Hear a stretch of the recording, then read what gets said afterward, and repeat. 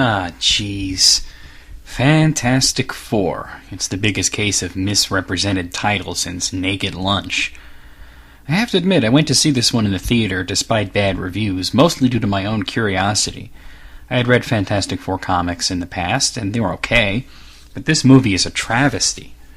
Early on, I was actually sort of looking forward to it, especially when I heard that Michael Chiklis would be playing the Thing. He was perfect for the role. So it told me that they were at least headed in the right direction. But then when I took a look at the rest of the cast, helmed by Jessica Alba as the Invisible Woman, I should have been prepared for this. Fantastic Four has very little to do with the comics it's based on, other than that it has the characters and names from that comic. It's also not the first crack at a Fantastic Four movie. Previously there had been one made by Roger Corman, who was said to have been so bad that the studio refused to release it. Actually, that story isn't even true.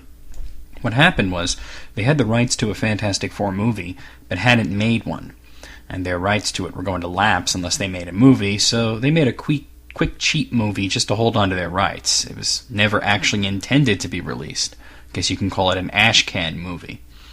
A lot of people have seen bootleg DVDs and whatnot, but I haven't seen it, so I can't comment on it too much. Plus, I'm only covering theatrical releases in this feature.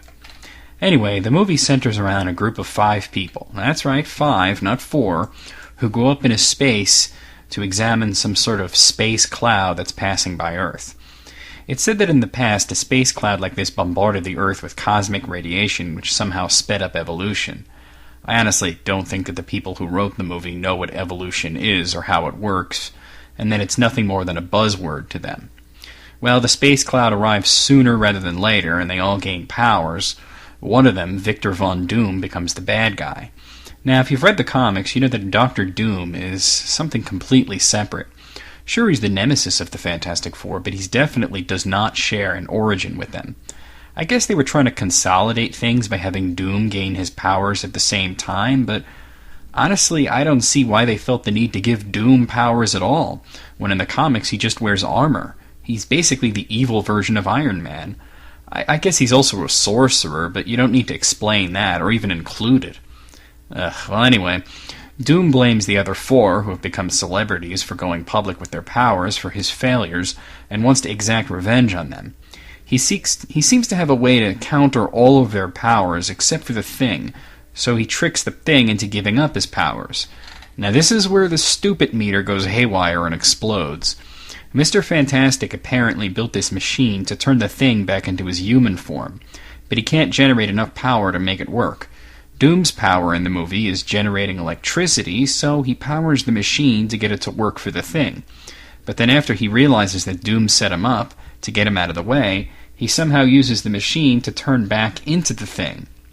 Except this time, he didn't have Doom to power the machine, so... what? What's even worse is that I don't even know why Doom went through all the trouble to eliminate the Thing in this manner when he doesn't really pose much of a threat to him. In the final battle, the Thing may have punched him around a little bit, but it was the other 3 members that pool their powers to finally destroy Doom. Well, okay, it's dumb, but is it fun? Meh. There's moments of lightheartedness that I enjoy, the comedy aspects of her to what's best, but then it clashes badly when Doom blows a hole in a guy's chest.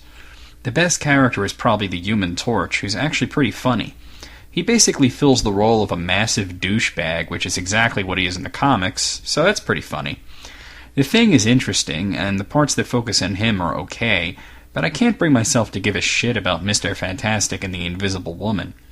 And every time Doom is on the screen, I just want to go find something better to do. What makes matters worse are, despite the obvious big budget, the special effects are just terrible. It all looks like a video game, and not even a modern one. At least they chose not to make the Thing CGI, as I can't imagine that it would have looked even halfway decent. So basically, you have a movie that's big, dumb, and stupid, and basically has nothing to do with the Fantastic Four, as it tries so hard to be sleek and sexy and hip, which isn't at all what the Fantastic Four are about. They're sort of the elder statesmen of Marvel heroes, and any attempts to modernize them and make them all cool and hip in the comics have failed miserably. And it's even worse in the movie. I guess if you want to see a decent Fantastic Four movie, the closest you can come is watching The Incredibles, which is obviously very much based on the Fantastic Four concept, and it's a lot better than this pile of shit. There was a sequel later on, Fantastic Four: Rise of the Silver Surfer, but I can't be bothered to go see it, so no comments there. There were movies planned after that, but after the second one didn't do so well in the box office and reviews were once again terrible, looks like they'll be on the reboot bus any time now. Jessica Alba even came out and said that making the Fantastic Four movies made her feel like quitting acting.